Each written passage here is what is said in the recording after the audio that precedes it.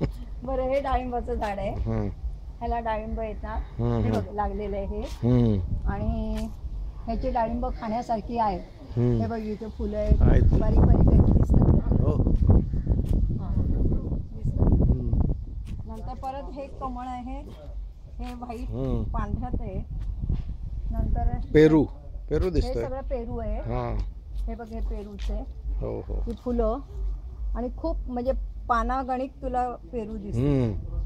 नंतर हे चिंचच, आपलं रेग्युलर आपण चिंच करतो ना, चिंचेच आहे हे. हे बघ इथे फुलं आहेत, हे बघ दिसतात. नंतर हे डेकोरेशनला हे नाही का वापरतात, काय म्हणतात बरं, विसरले बर. याला मला आठवलं की मी सांगते. हे वाळा आहे, खस. ओके. हे मुळं असतात त्याची.